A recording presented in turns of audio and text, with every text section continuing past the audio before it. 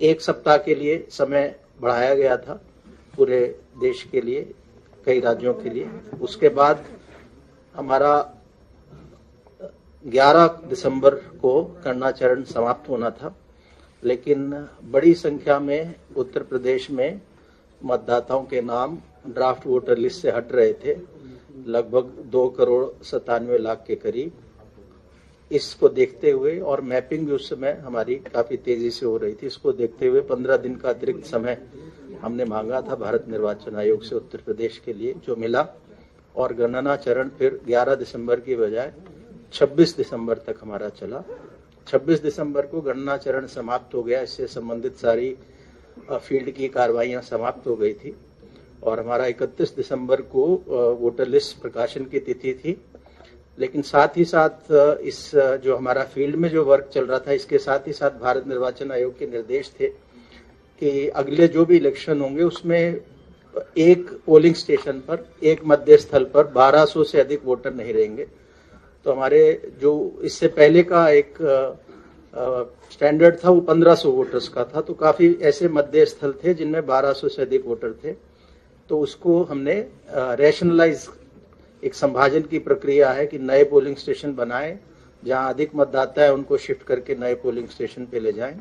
इस प्रक्रिया में 15,030 नए मतदेय स्थल उत्तर प्रदेश में बने और ये अनुमति 23 दिसंबर को हमें प्राप्त हुई भारत निर्वाचन आयोग से। तो उसमें लगभग 7-8 दिन उसमें सर्वर पे ये शिफ्टिंग का काम, नए सेक्शन, नए पोलिंग स्टेशन बनाने का लगता है। इसलिए हमने 6 दिन का अतिरिक्त समय भारत निर्वाचन आयोग से मांगा और इसलिए आज 6 जनवरी को हम लोग इस ड्राफ्ट इलेक्टोरल रोल को हमने पब्लिश किया है। और इसके जो मुख्य निष्कर्ष हैं कि हमारा इसका नेट रिजल्ट ये निकला कि जो 15,44,30,092 मतदाता थे, वो उनमें से जिनके गणना प्रपत्र जो रह रहे हैं उत्तर प्रदेश में, जीवित हैं, या तो स्वयं ने हस्ताक्षर करके दिया या उनके परिवार के किसी वयस्क सदस्य ने हस्ताक्षर करके दिया, वो गणना पत्र जो हमारे पास आए वो थे लगभग 12,55,00,000। एग्जैक्ट है 12,55,56,025। और जो पुरानी, जो हमारी 27 अक्टूबर 2025 के मतदाता सूची के जितने मतदाता हैं उनका 81.30, 81.30%, यानी इतने हमें लोगों ने वापस साइन करके फॉर्म दिए कि हमारे नाम ड्राफ्ट में होने चाहिए। तो जो बचे, जिनके साइन करके नहीं आए, वो 18.70% है। और उसका जो ब्रेकअप है किन वजहों से वो फॉर्म्स नहीं आए, वो है कि जो मतदाता जिनके बारे में फील्ड की भ्रमण के बाद बीएलओ को ये सूचना प्राप्त हुई कि इनकी डेथ हो गई, ऐसे मृत मतदाता 46.23 लाख थे, जो 27 अक्टूबर 2025 की मतदाता सूची का 2.99% है। ये आपको हम डिटेल, हमारा प्रेस नोट में ये सारी डिटेल्स होंगी, सो इसलिए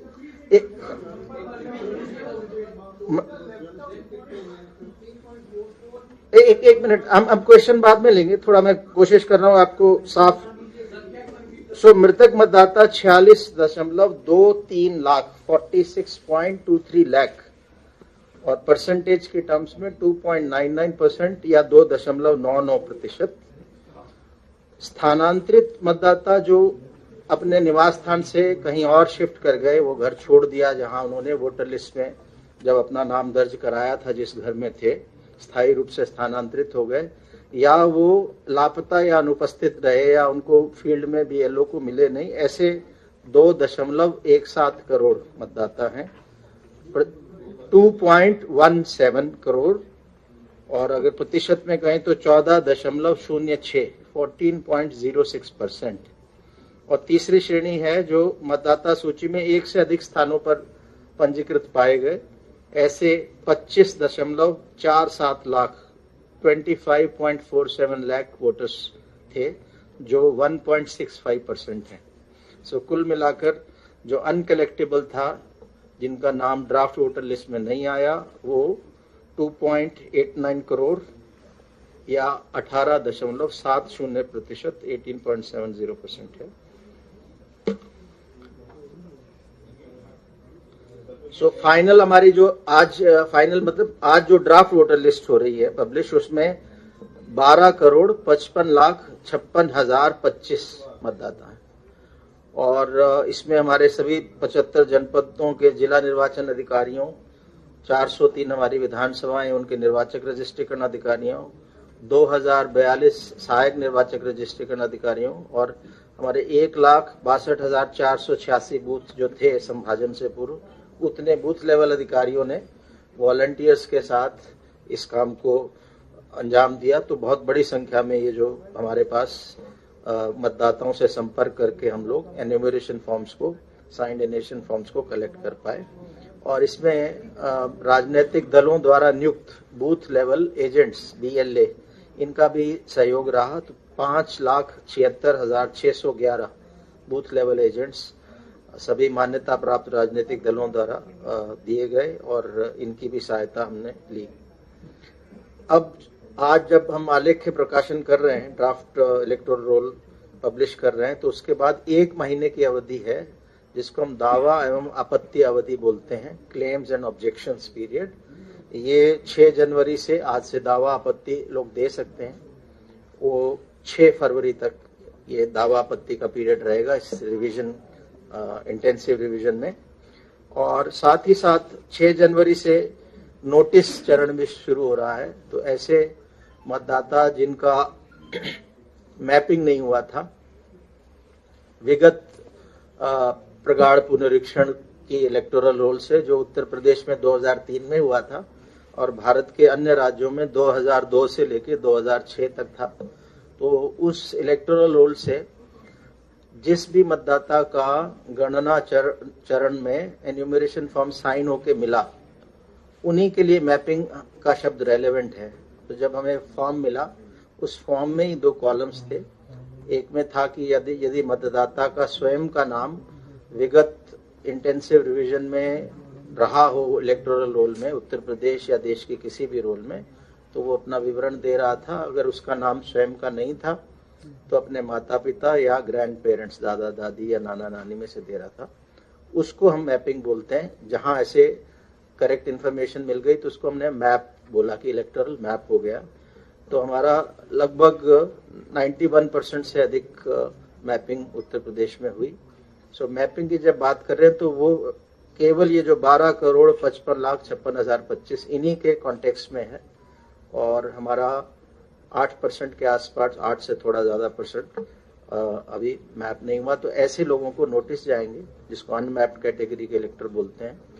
और 1,04,00,000 के पास, 4 लाख के आसपास ऐसे वोटर हैं जिनको नोटिस जाएगा। तो 6 जनवरी से अब हमारा नोटिस चरण भी प्रारंभ हो गया है और दावे आपत्तियों का निस्तारण भी करेंगे। ये 27 फरवरी तक चलेगा। तो जहां तक मतदाता का प्रश्न है, उसे 6 फरवरी का दिन याद रखना चाहिए, ताकि दावा आपत्ति जो उसको करना है वो 6 फरवरी से पूर्व ही कर देनी है। और 6 मार्च 2026 को हमारा अंतिम मतदाता सूची, इस पूरे SIR की विशेष प्रगाढ़ पुनरीक्षण की अंतिम मतदाता सूची, फाइनल इलेक्टोरल रोल 6 मार्च 2026 को हम पब्लिश करेंगे। तो इसमें जैसे ही आज जैसे पब्लिश हुआ, तो पहला कार्य हमने अभी राजनीतिक दलों के साथ भी जिले में बैठक की, राज्य स्तर पर भी आज कर रहे हैं। तो यही कह रहे हैं कि सबसे पहला काम हर वोटर का ये है कि इस पे क्लिक करके, और जब आप क्लिक करते हैं और अपना एपिक नंबर डालते हैं तो आपको बता देता है कि आपका नाम किस विधानसभा के किस बूथ संख्या के किस सीरियल नंबर पर है। तो सारे मतदाता उत्तर प्रदेश के इसको अवश्य चेक कर लें, ड्राफ्ट इलेक्टोरल रोल को। और यदि उनका नाम है तो फिर उनको फॉर्म 6 नहीं भरना, और यदि ड्राफ्ट इलेक्टोरल रोल में नाम नहीं है तो उन्हें फॉर्म 6 भरना है। और जैसा कि हम देख सकते हैं कि CO उत्तर प्रदेश के वेबसाइट पे जैसे ही हम क्लिक करते हैं, जो पहला पॉपअप विंडो आता है उसमें फॉर्म 6 अवेलेबल है, इंग्लिश में भी हिंदी में भी। और कुछ उसमें करेक्शन कराना है, फोटो सही नहीं है, नाम सही नहीं है, आयु सही नहीं है, पिता का नाम सही नहीं है, इसको करेक्शन कराना है तो फॉर्म 8 भरते हैं हम लोग। एक और भी चीज के लिए फॉर्म 8 महत्वपूर्ण कार्य के लिए भरा जाता है, वो है शिफ्टिंग के लिए। ऐसा भी इस दौरान हुआ है कि कुछ लोगों ने शिफ्ट कर गए लेकिन उन्होंने बीएलओ को संपर्क करके अपना एन्यूमरेशन फॉर्म भर दिया, इस आशा के साथ कि हम यहाँ से नए घर में अपना शिफ्ट करा लेंगे। तो उसके लिए फॉर्म 8 अवेलेबल है, उसको भर सकते हैं। और साथ में महत्वपूर्ण है कि फॉर्म 6 के साथ घोषणा पत्र भी है, जो भी हिंदी अंग्रेजी में दोनों अवेलेबल है, डाउनलोड करके उसे भर दें। और इसके साथ ये तो हमारा नेट पे है, डेस्कटॉप पे कर सकते हैं। ECINET नेट करके मोबाइल एप्लीकेशन है जो एंड्रॉयड और एप्पल दोनों प्लेटफॉर्म्स पे अवेलेबल है। उससे फोन से भी मतदाता इन फॉर्म्स को ले सकता है, ड्राफ्ट वोटर लिस्ट में अपना नाम दे सकता है। तो सबसे महत्वपूर्ण पहला कदम आज ड्राफ्ट पब्लिकेशन के बाद ये हर वोटर के लिए है, हर 18 साल से ऊपर के उत्तर प्रदेश में रहने वाले व्यक्ति के लिए, कि अपना नाम चेक कर ले और अगर नाम नहीं है तो फॉर्म 6 भर दे। नाम है, कोई गलती है, कुछ करेक्शन कराना है तो फॉर्म 8 भर दे।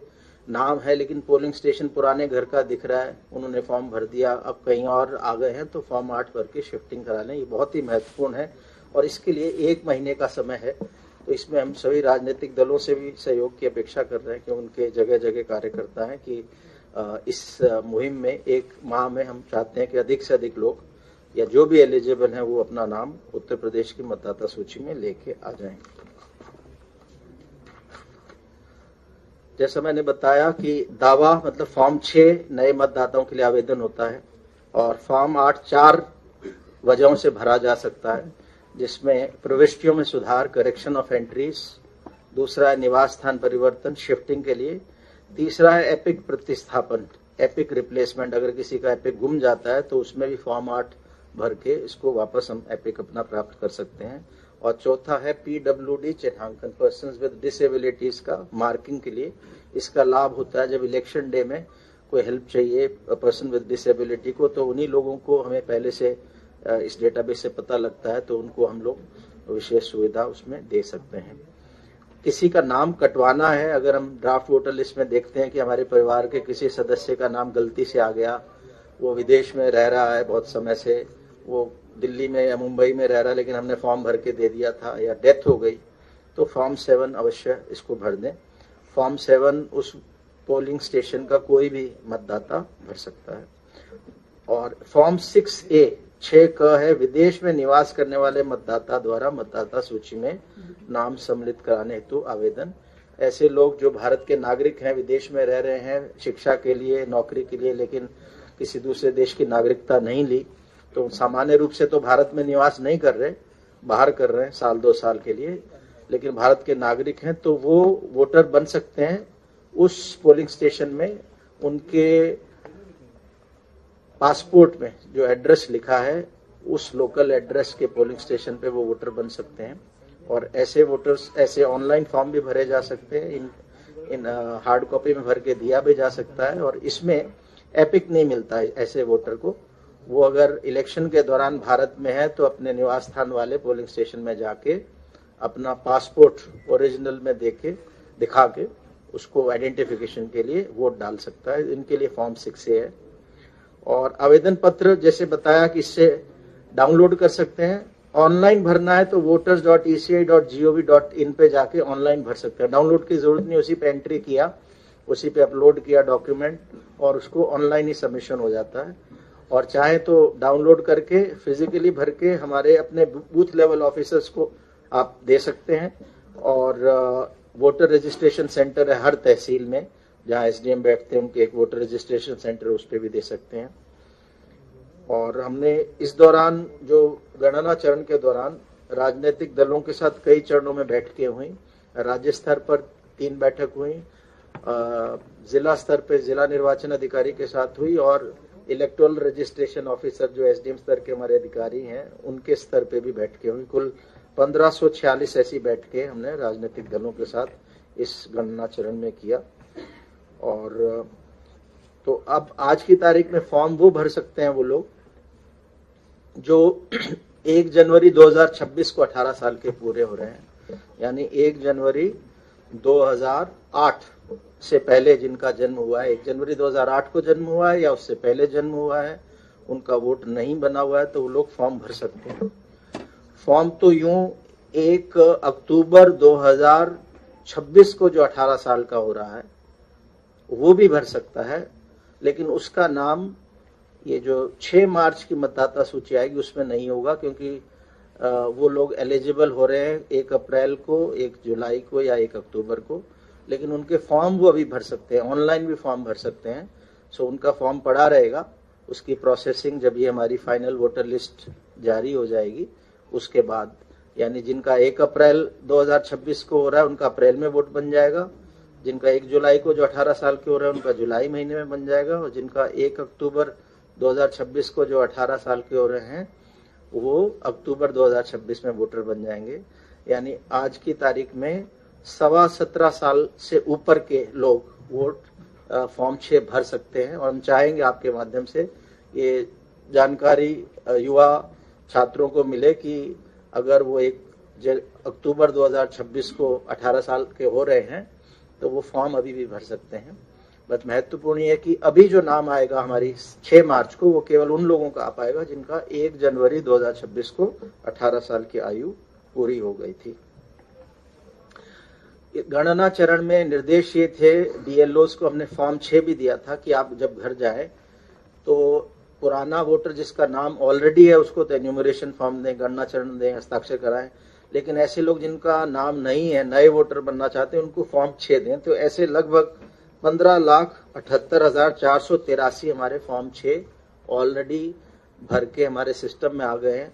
फिजिकली तो इससे ज्यादा आए हैं, क्योंकि पिछले जब से हम रैशनलाइजेशन कर रहे थे 8-9 दिनों में वो ऑनलाइन नहीं हो पाए, तो ये 15,78,483 वो हैं जो सिस्टम में ऑलरेडी आ गए, लेकिन हमारा अंदाजा है इससे काफी ज्यादा पिछले 9-10 दिनों में हमारे ऑफिसर्स के पास फॉर्म 6 आ गए। तो हम उम्मीद कर रहे हैं कि अगला जो हमारा अब जो महीना है जनवरी,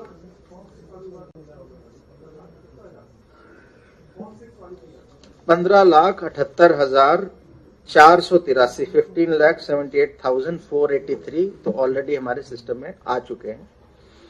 तो इनका सिर्फ हम फॉर्म भर पाए थे गणना चरण में, इनका नाम अब जुड़ेंगे। इनमें से जो लोग पात्र होंगे जिन्होंने घोषणा, इनमें से वो लोग भी हैं जिन्होंने घोषणा पत्र नहीं भरा, यानी 27 अक्टूबर 25 से पहले भरा था, तो बीएलओस के माध्यम से उन वोटर्स को बताया जाएगा कि आप इस घोषणा पत्र को भी भर दें, और एक दस्तावेजों की सूची है उसमें से कोई एक दस्तावेज दे दें। 11 दिसंबर को जब हमारा पहला समय हमें मिला था भारत निर्वाचन आयोग से और समय अवधि खत्म हो रही थी गणना चरण की, उस समय तक हमारा काम लगभग पूरा हो गया था। लेकिन जैसा मैंने बताया कि बड़ी संख्या में 2,97,00,000 के आसपास ऐसे नाम निकल के आ रहे थे, तो हमने 15 दिन का अतिरिक्त समय मांगा कि हम प्रयास करेंगे कि जो हमारे राजनीतिक दलों के बूथ लेवल एजेंट्स हैं इनके माध्यम से वरिष्ठ अधिकारियों को लगा के कि कोई बीएलओ की गलती से मिस ना हो गए हो नाम। सो उसमें हमें काफी बीएलएस से हमने वोटर लिस्टें शेयर की थी, वो हमारे जिला निर्वाचन अधिकारी के वेबसाइट पे भी लगा दी थी कि कौन लोग, वोटर लिस्टें नहीं, कौन लोग अनुपस्थित, कौन लोग मृतक हैं, कौन लोग स्थायी रूप से स्थानांतरित हैं। ये सारी लिस्टें 12 दिसंबर से राजनीतिक दलों के बूथ लेवल एजेंट्स को रिसीव करा दी गई थी और जिला निर्वाचन अधिकारी के वेबसाइट पे विधानसभा वार, बूथवार अपलोड कर दी गई थी, वो लोग देख सकते थे। तो इस जो 15 दिन का अतिरिक्त समय मिला उसका लाभ ये मिला कि हमें लगभग 8-9 लाख अधिक वोटर, हम जो 11 दिसंबर को जितने एन्यूमरेशन फॉर्म आए थे उससे लगभग 8-9 लाख हम लोग अधिक वोटर्स के एन्यूमरेशन फॉर्म भर पाए। तो ये जो हमने अवधि ली थी उसका ये लाभ हमें मिला। और आज हमने पॉलिटिकल पार्टीज जो मान्यता प्राप्त है, राजनीतिक दल, हमारे 6 राष्ट्रीय दल हैं मान्यता प्राप्त और 2 राज्य के हैं। इन 8 राजनीतिक दलों में से एनपीपी के यहाँ हमारे नॉर्थ ईस्ट में है उनका, तो ज्यादा यहाँ उनके रिप्रेजेंटेटिव्स नहीं है, तो 7 दलों के मुख्यतः हैं, उनको सबको हमने हार्ड कॉपी और सॉफ्ट कॉपी वोटर लिस्ट की दे दी है। पब्लिक की जानकारी के लिए हमारे सीओ उत्तर प्रदेश के वेबसाइट पे अवेलेबल है। इस पे जब हम क्लिक करते हैं तो आपको ले जाता है voters.eci.nic.in, भारत निर्वाचन आयोग का जो वेबसाइट है। तो उस पे भी अगर कोई डायरेक्टली जाए, search your name in electoral roll से उसको देख सकता है।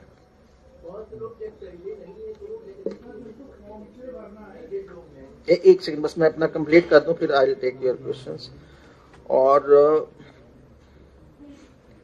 अब जिनका नाम ड्राफ्ट इलेक्टोरल रोल में आ गया, जिनका नाम सालेख्य मतदाता सूची में आ गया है, उनका नाम अगर कटना है तो बिना उनको नोटिस दिए हुए और बिना AERO या ERO के लिखित स्पीकिंग ऑर्डर के बिना उनका नाम कटेगा नहीं। और कुछ लोगों को नोटिस जाएगा, अगर किसी ने फॉर्म 7 भरा है किसी व्यक्ति का नाम कटवाने के लिए तो भी नोटिस जाएगा, या जिनकी मैपिंग इस गणना चरण में नहीं हुई उनको नोटिस जाएगा।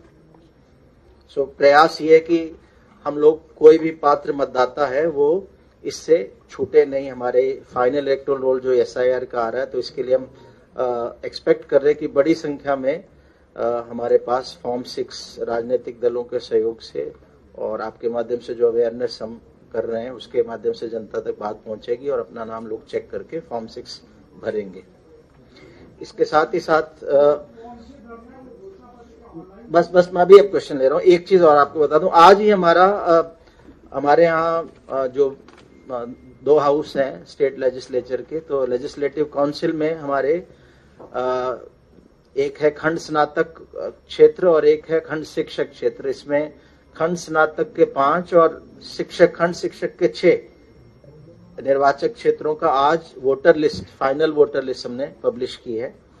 तो इसमें हमारे ये भी आज ही जारी हुई है। लखनऊ खंड स्नातक में 2,11,756 मतदाता हैं और वाराणसी खंड स्नातक में 2,69,372 हैं। इसी प्रकार हमारे बाकी जो क्षेत्र है इसका हमने अलग से प्रेस विज्ञप्ति निकाला जिसमें इनकी डिटेल है, तो इसको हम लोग देख सकते हैं। एक सेकंड ये मेरे ख्याल एक करके अगर कर ले तो फ्री लो। एक तरफ से एक क्वेश्चन है, आप बोल दीजिए, आप जिनको कहेंगे वो पूछ लेंगे। आप करोगे तो ऐसे शोर हो जाएगा। आप ऐसे बोलोगे ना भाई आप लें तब होगा, नहीं तो क्या है फिर फ्री फॉर ऑल है।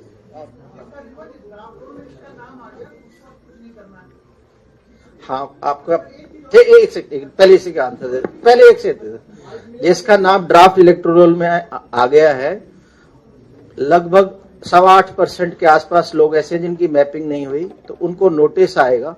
नोटिस आने पे उनको नोटिस में लिखा होगा, एक डॉक्यूमेंट्स की लिस्ट है 12-13 की, उसमें से एक डॉक्यूमेंट सेल्फ अटेस्ट करके साइन करके, हाँ उनको BLO के माध्यम से उनके तक आएगा।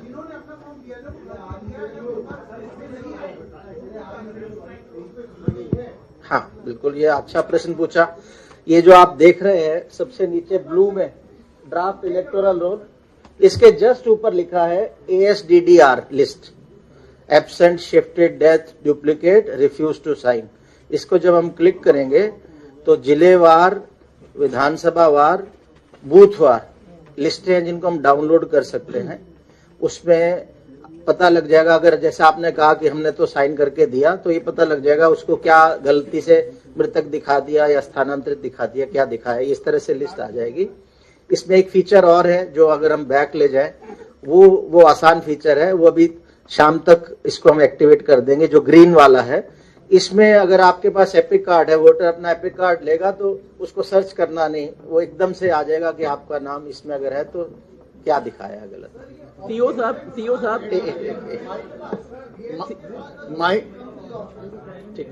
ठीक है, अपना अच्छा प्रश्न है कि ऑब्जेक्शन कहाँ करें या क्लेम कहाँ करें।